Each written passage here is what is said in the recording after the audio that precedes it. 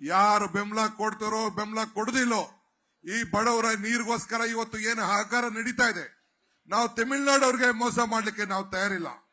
ಆ ತಮಿಳುನಾಡವ್ರಿಗೆ 177.45 TMC ಏನ್ ಕೊಡಬೇಕು ಆ ನೀರನ್ನ ಕೋರ್ಟ್ ಆದೇಶವನ್ನು ನಾವು ಪಾಲನೆ ಮಾಡ್ತೇವೆ. ಅವ್ರಿಗೇನು ಹೆಚ್ಚಿಗೆ ನೀರು ಕೊಡೋಂತ ಅವಶ್ಯಕತೆ ಇಲ್ಲ. ಹಿಂದೆ 450 TMC ನೀರು ಎಕ್ಸ್ಟ್ರಾ ನೀರು ಸಮುದ್ರಕ್ಕೆ ಹೋಗಿ ಸೇರ್ತು. ಅದನ್ನ ತಡೆ ಮಾಡಿ ಇವತ್ತು ನಮ್ಮೆಲ್ಲರ ಬದುಕಿಗೆ ಹಸನ ಮಾಡಬೇಕು. ಕೆರೆಗಳ ಅಂತರ್ಜಲವನ್ನು ಹೆಚ್ಚಿಸಬೇಕು. ಪ್ರತಿ ಕುಟುಂಬಕ್ಕೂ ಕಾವೇರಿ ನೀರನ್ನು ಕೊಡಬೇಕು ಅಂತ ಹೇಳಿ ಇವತ್ತು ತೀರ್ಮಾನವನ್ನು ಮಾಡಿದ್ದೇವೆ. ಈ ಬಾರಿ ಇರಿಗೇಷನ್ ಮಿನಿಸ್ಟರ್ ಆದ್ಮೇಲೆ ಮುಖ್ಯಮಂತ್ರಿಯ ಸಮ್ಮುಖದಲ್ಲಿ ಇವತ್ತು ರಾಮನಗರ ಜಿಲ್ಲೆಗೆ ಅನೇಕ ಯೋಜನೆಗಳನ್ನ ಇವತ್ತು ಮುಂದೆ ಇಟ್ಟು ಈಗಾಗಲೇ ಸುಮಾರು ರಾಮನಗರ, ಮಾಗಡಿ, ಕುಣಗಲ್, ಕನಕಪುರಕ್ಕೆ 1,000 ಕೋಟಿ ರೂಪಾಯಿಯನ್ನ ಈ ಒಂದು ನೀರಾವರಿಯ ವ್ಯವಸ್ಥೆಗೆ ಅಂತರ್ಜಲವನ್ನು ಹೆಚ್ಚಲಿಕ್ಕೆ ಈಗಾಗಲೇ ನಾವು ಕಾರ್ಯಕ್ರಮವನ್ನು ಮಾಡಿದ್ದೇವೆ. ರಾಮನಗರ ಟೌನ್ ನಲ್ಲಿ ಈ ಅರ್ಕಾವತಿಯ ಏನು ನಮ್ಮ ಇದಿದೆ ನದಿ ಇದೆ ಅದಕ್ಕೆ ಬ್ಯೂಟಿಫಿಕೇಶನ್ ಮತ್ತು ತಡೆಗೋಡೆ ಇವನ್ನೆಲ್ಲ ಕೂಡ ನಿರ್ಮಾಣವನ್ನು ಮಾಡಲಿಕ್ಕೆ ಒಂದು ಕಾರ್ಯಕ್ರಮವನ್ನು ರೂಪಿಸಿದ್ದೇವೆ. ಇಂಥ 10 ಹಲವಾರು ಯೋಜನೆಗಳನ್ನ ನಿಮ್ಮ ಮುಂದೆ ಇಟ್ಟಿದ್ದೇವೆ. ಇವತ್ತು ಮೆಟ್ರೋ ಬರಬೇಕು, ಬಿಡದಿಗೆ ಟ್ರಾಫಿಕ್, ಬೆಂಗಳೂರಿಗೆ ಟ್ರಾಫಿಕ್ ನಿಯಂತ್ರಣ ಮಾಡಬೇಕು. ಇವತ್ತು ರಸ್ತೆಗಳು ಎಲ್ಲ ವಿಚಾರದಕ್ಕೂ ಕೂಡ ಅನೇಕ ಕಾರ್ಯಕ್ರಮಗಳನ್ನ ಆನೇಕಲ್ ಇರ್ಬೋದು, ಕುಣಗಲ್ಲಿರ್ಬೋದು, ಬಿಡದಿ ಇರ್ಬೋದು, ಕನಕಪುರ ಇರ್ಬೋದು, ಬೆಂಗಳೂರು ಗ್ರಾಮಾಂತರ ಕ್ಷೇತ್ರ, ನಮ್ಮ ದಕ್ಷಿಣ ಕ್ಷೇತ್ರ, ರಾಜನ ಕ್ಷೇತ್ರ ಇವೆಲ್ಲಕ್ಕೂ ಕೂಡ ಕೆಲವು ಕಡೆ ಶಾಸಕರಿಲ್ಲ, 3 ಕಡೆ ಆ 3 ಶಾಸಕ ಸ್ಥಾನಕ್ಕೂ ಕೂಡ ಅವ್ರಿಗೆ ನಮ್ಮ ಕಾರ್ಯಕರ್ತರಿಗೆ ರಕ್ಷಣೆಯನ್ನು ಕೊಟ್ಟು ಇವತ್ತು ಅನೇಕ ಯೋಜನೆಗಳ ಇದ್ದೇವೆ. ನಾನು ಚುನಾವಣೆ ಮುಂಚಿತವಾಗಿ ಬಂದು ಒಂದು ಮಾತು ಹೇಳಿದೆ. ಏನ್ ಹೇಳಿದೆ? ಕಮಲ ಕೆರೆಯಲ್ಲಿದ್ದರೆ ಚಂದ, ತೆನೆ ಹೊಲದಲ್ಲಿದ್ದರೆ ಚಂದ, ಈ ದಾನ ಧರ್ಮ ಮಾಡುವ ಕೈ ಅಧಿಕಾರದಲ್ಲಿದ್ರೆ ಮಾತ್ರ ಚಂದ ಅಂತ ಹೇಳಿದ್ದೆ. ಏನಾಯ್ತು? ಈ ಕೈಗೆ ದಾನ ಕೊಟ್ರಿ, ಇರಲ್ಲ, ಕೈಗೆ ಅಧಿಕಾರ ಕೊಟ್ರಿ, ಏನಾಯ್ತು? 5 ಗ್ಯಾರಂಟಿಗಳನ್ನ ಅನುಷ್ಠಾನಕ್ಕೆ ತಂದೋ. ತಾಯಿ ಎಲ್ಲ ಉಚಿತವಾಗಿ ಬಸ್ಸಲ್ಲಿ ಓಡಾಡ್ತಾ ಇದ್ದಿರ್ತಾನೆ, ಎಲ್ಲರಿಗೂ 2,000 ರೂಪಾಯಿ ಬರ್ತಾ ಇದೆ ತಾನೆ, ವಿದ್ಯುತ್ ಶಕ್ತಿ ಫ್ರೀ 0 ಬಿಲ್ ಬರ್ತಾ ಇದೆ ತಾನೆ, 10 kg ಅಕ್ಕಿ ಬರ್ತಾ ಇದೆ ತಾನೆ, ನಿರುದ್ಯೋಗ ಯುವಕರಿಗೆ 3,000 ಬರ್ತಾ ಇದೆ ತಾನೆ. ಇಂಥ ಯೋಜನೆ ಇವತ್ತು ಬಿಜೆಪಿಯವರು ಹೇಳ್ತಾ ಇದ್ದಾರೆ. ಪಾಪ ಬಿಜೆಪಿ ದಳದ ಅಭ್ಯರ್ಥಿನ ಈಗ ಬಿಜೆಪಿ ಚಿಹ್ನೆಯಲ್ಲಿ ನಿಲ್ಲಿಸ್ಬಿಟ್ಟಿದ್ದಾರೆ. ನಾನು ಅದನ್ನು ಚರ್ಚೆ ಮಾಡಕ್ ಹೋಗುದಿಲ್ಲ. ಇನ್ ದಳ ಎಲ್ಲಿದೆ? ಇವತ್ತು ಕುಮಾರಣ್ಣ 2 ಬಾರಿ ಈ ಜಿಲ್ಲೆಯಿಂದ ಮುಖ್ಯಮಂತ್ರಿ ಆಗಿ ನಿಮ್ಮನ್ನೆಲ್ಲ ಬಿಟ್ಟು ಈಗ ಎಲ್ಲಿ ಹೊರಟಿದ್ದಾರೆ? ಮಂಡ್ಯಗೆ ಹೊರಟಿದ್ದಾರೆ. ನೀವೆಲ್ಲ ಅವ್ರಿಗೆಲ್ಲ ಟಾಟಾ ಗುಡ್ ಬೈ ಹೇಳ್ಬೇಕು. ಏನೋ ಟಾಟಾ ಗುಡ್ ಬೈ ಹೇಳ್ಬೇಕು. ಯಾರು ನಿಮ್ಗೆ ಜೀವವನ್ನು ಕೊಟ್ರೆ, ಯಾರು ಅಧಿಕಾರವನ್ನು ಕೊಟ್ರೆ, ನಿಮ್ಮ ಮೇಲೆ ನಂಬಿಕೆ ಇಲ್ಲದೆ ಇವತ್ತು ಪಕ್ಕದ ಕ್ಷೇತ್ರಕ್ಕೆ ಹೋಗಿದ್ದಾರೆ ಅನ್ನೋದಾದ್ರೆ ನಿಮ್ಮ ಮೇಲೆ ನಾನು ಇವತ್ತು ಜನತಾದಳದ ಕಾರ್ಯಕರ್ತರಿಗೆ ಕೈ ಮುಗಿದು ಕೇಳ್ತಾ ಇದ್ದೇನೆ, ಬಿಜೆಪಿ ಕಾರ್ಯಕರ್ತರಿಗೆ ಕೈ ಮುಗಿದು ಕೇಳ್ತಾ ಇದ್ದೇನೆ. ಇವತ್ತು ನಿಮ್ಮ ಬಗ್ಗೆ ವಿಶ್ವಾಸ ಇಲ್ಲ. ನಾನು ರೆಡಿಮೇಡ್ ಗಂಡು ನಿಮ್ಗಿದ್ದೇನೆ ನಿಮ್ಮ ಸೇವೆಯನ್ನ ಮಾಡಲಿಕ್ಕೆ. ನನ್ನೇನು ಯಾರು ನಿಮ್ಮನ್ನ ರಕ್ಷಣೆ ಮಾಡುತ್ತ ಶಕ್ತಿ ಇವತ್ತು ಕಾಂಗ್ರೆಸ್ ಸರ್ಕಾರಕ್ಕಿದೆ. ಸಿದ್ದರಾಮಯ್ಯನ ನೇತೃತ್ವದಲ್ಲಿ ಇವತ್ತು ಈ ರಾಜ್ಯಕ್ಕೆ ಒಂದು ದೊಡ್ಡ ಬಲವಾದಂತ ಸರ್ಕಾರ. ಈ 5 ಬೆರಳು, 5 ಗ್ಯಾರಂಟಿ, 5 ಬೆರಳು ಸೇರಿ ಈ ಕೈ ಮುಷ್ಟಿ ಆಯ್ತು. 5 ಗ್ಯಾರಂಟಿ ಸೇರಿ ಈ ಕೈ ಗಟ್ಟಿ ಆಯ್ತು.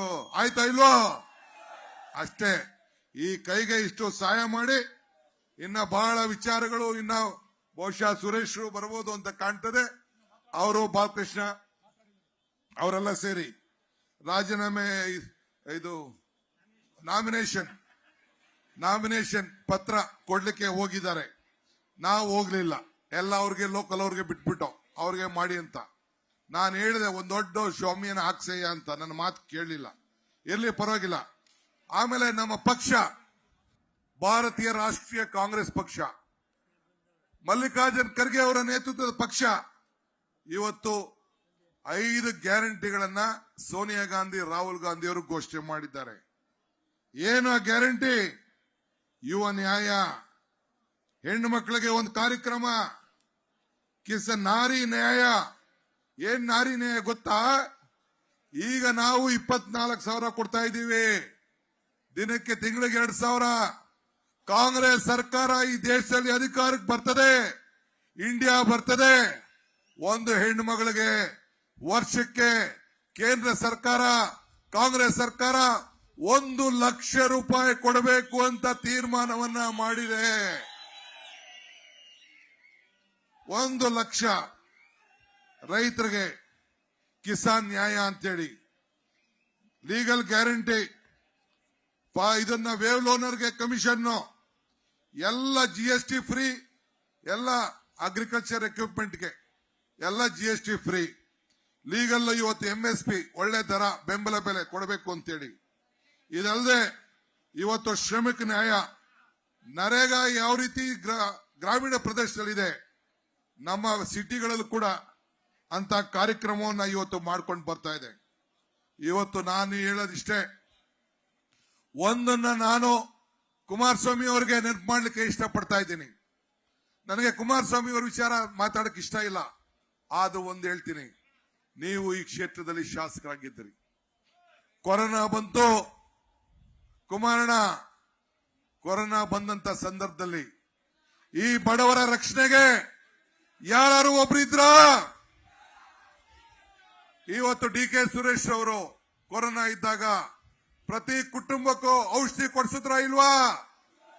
ಊಟ ಕೊಡ್ಸಿದ್ರ ಇಲ್ವಾ? ಆಹಾರ ಕಿಟ್ ಬಂತ ಇಲ್ವಾ? ತರಕಾರಿ ಬಂತ ಇಲ್ವಾ? ಅಲ್ಲ ರೀ, ಒಬ್ಬ ಕೇಂದ್ರದ ಮಂತ್ರಿ ಸುರೇಶ್ ಅಂಗಡಿ ಅಂತ, ಸೆಂಟ್ರಲ್ ಮಿನಿಸ್ಟರ್, ಅವರ ಹೆಣನ ತೆಗೆದುಕೊಂಡು ಬಂದು ಅವ್ರ ಊರು ಕೊಡಕ್ ಬಂದು ಫ್ಲೈಟ್ ಅಲ್ಲಿ ತೆಗೆದುಕೊಂಡು ಕೊಡಕ್ ಆಗ್ಲಿಲ್ಲ. ಅಲ್ಲೇ JCB ಡೆಲ್ಲಿಲಿ ತಳ್ಬಿಟ್ರು. ಎಷ್ಟೋ ಕಡೆ ಹೆಣ ಮುಟ್ಟಕ್ಕಾಗದೆ ತಲುಪಿಸಿದ್ರು. ಆದ್ರೆ DK ಸುರೇಶ್ ನಿಮ್ಮ ಹಾಸ್ಪಿಟ್ಲ್ಗೆ ಹೋಗಿ PPE ಕಿಟ್ ಹಾಕಿ ಎಲ್ಲರಿಗೂ ಮನೆ ಮಾಡಿಸಿ ಹೆಣನ ಎತ್ಕೊಂಡೋಗಿ ಕನಕಪುರದಲ್ಲಿ ರವಿ ಅವರು ಸುಟ್ಟಿದ್ದು ಈ ದೇಶದಲ್ಲಿ ಒಂದು ಇತಿಹಾಸ ಅನ್ನೋದನ್ನ ಈ ಸಂದರ್ಭದಲ್ಲಿ ಹೇಳಲಿಕ್ಕೆ ನಾನು ಬಯಸ್ತಾ ಇದ್ದೇನೆ. ಯಾರಿಗಿದೆ ಹೃದಯವಂತಿಕೆ? ಯಾರಿಗಿದೆ ಮಾನವೀಯತೆ? ಯಾರಿಗಿದೆ ಮಾನವೀಯತೆ? ಕುಮಾರಣ್ಣ ಎಲ್ಲೋಗಿದೆ? ನಿನ್ನ ಅಭ್ಯರ್ಥಿ ಎಲ್ಲೋಗಿದ್ದ? ನಿನ್ನ ಕುಟುಂಬ ಎಲ್ಲೋಗಿತ್ತು? ಇದಕ್ಕೆ ನೀವು ಮೊದಲು ಉತ್ತರ ಕೊಡಬೇಕು. ಈ ಮತದಾರರಿಗೆ ಇದು ಉತ್ತರ ಕೊಡಬೇಕು.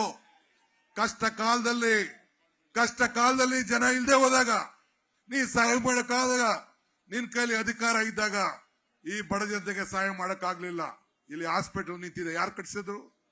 ಸಿದ್ದರಾಮಯ್ಯನ ಸರ್ಕಾರದಲ್ಲಿ DK ಶಿವಕುಮಾರ್ ಹಾಸ್ಪಿಟಲ್ ಕಟ್ಸಿದ್ರು. ಈಗ ಅಧಿಕಾರ ಇಲ್ಲದೆ ಈಗ ನೀನೇನು ಅಧಿಕಾರಕ್ಕೆ ಮಾಡುದು? ಅಲ್ಲಮ್ಮ ಪ್ರಭುಗಳ ಕಡೆ ಒಂದು ಮಾತು ಹೇಳ್ತಾರೆ, ಕೊಟ್ಟ ಕುದುರೆಯನ್ನು ಹೇರಲು ಹರಿಯದೆ ಮತ್ತೊಂದು ಕುದುರೆಯನ್ನು ಹೇರಲು ಬಯಸುವನು ವೀರನು ಅಲ್ಲ ಶೂರನು ಅಂತ. ಅಧಿಕಾರ ಇದ್ದಾಗ ಏನು ಮಾಡಕ್ ಆಗ್ಲಿಲ್ಲ, ಅಧಿಕಾರ ಇಲ್ಲ ಏನ್ರಿ ಮಾಡ್ತೀರಿ ನೀವು? ಹಂಗೆ ನಾನು ಕೇಳೋದಿಷ್ಟೇ, ನಿಮ್ಮ ಸೇವೆಗೆ ಸಿದ್ಧವಾಗಿದ್ದೇವೆ. ಕೇಂದ್ರ ಸರ್ಕಾರ ನಮ್ಮ ಗ್ಯಾರಂಟಿ ಬಗ್ಗೆ ಯಾವ ರೀತಿ ಮಾತಾಡಿದ್ರು, DK ಸುರೇಶ್ ಅವರು ನಮ್ಮ ರಾಜ್ಯಕ್ಕೆ ಆಗ್ತಾ ಇರುವಂತ ಅನ್ಯಾಯ, ನಮ್ಮ ತೆರಿಗೆ ನಮ್ಮ ಹಕ್ಕು ಹೋರಾಟವನ್ನ ನಿಮ್ ಪರವಾಗಿ ಮಾಡಿದ್ರು. ಅದಕ್ಕೆ ಏನೆಲ್ಲ ಆಯ್ತು ಅದರ ಮುಖ್ಯಮಂತ್ರಿಗಳು ಮಾತಾಡ್ತಾರೆ. ಇಷ್ಟು ಹೇಳಿ ತಾವೆಲ್ಲ DK ಸುರೇಶ್ ಅವರಲ್ಲ, DK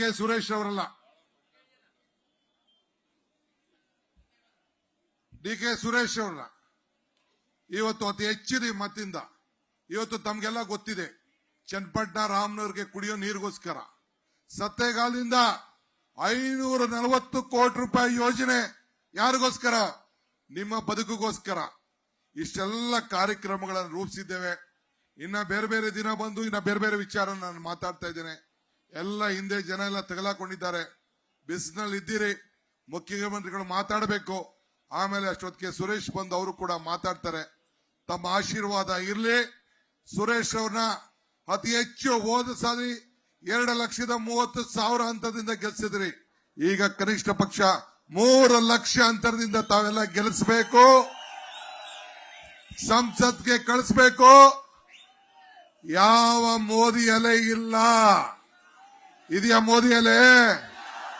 ಯಾರಲ್ಲೇ ಇರೋದು? 5 ಗ್ಯಾರಂಟಿಗಳ ಅಲೆ, ಕಾಂಗ್ರೆಸ್ ಅಲೆ, ಸುರೇಶ್ ಅಲೆ, ಸಿದ್ದರಾಮಯ್ಯನವರ ಅಲೆ, ಮಲ್ಲಿಕಾರ್ಜುನ್ ಖರ್ಗೆ ಅವರ ಅಲೆ, ಸೋನಿಯಾ ಗಾಂಧಿ ಅವರ ಅಲೆ. ತಾವೆಲ್ಲ ಸೇರಿ ಹಳ್ಳಿಗೆ ಹೋಗಿ ಈ ಯುದ್ಧ ಮಾಡಿ ನನಗೆ ಇಡೀ ದೇಶಕ್ಕೆ ಸಂದೇಶ ಕೊಟ್ರಿ. 1,23,000 ಅಂತರದಿಂದ ಗೆಲ್ಲಿಸಿ ಇಡೀ ದೇಶಕ್ಕೆ ಒಂದು ದೊಡ್ಡ ಶಕ್ತಿ ಕೊಟ್ರಿ.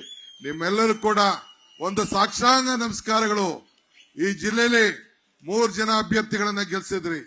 ಮೊದಲನೇ ಬಾರಿಗೆ ನಮ್ಮ ಕುಣಗಲ್ ಶಾಸಕರನ್ನ 25,000 ಅಂತರದಿಂದ ಗೆಲ್ಲಿಸಿದ್ರಿ. ನಮ್ಮ ಶಿವಣ್ಣನ ಅವರು ಕೂಡ 30,000 ಅಂತರದಿಂದ ಗೆಲ್ಲಿಸಿದ್ರಿ. ಈಗ ಸಾವಿರಾರು ಜನ ಕಾರ್ಯಕರ್ತರು ಸೌತ್ ನಲ್ಲಿ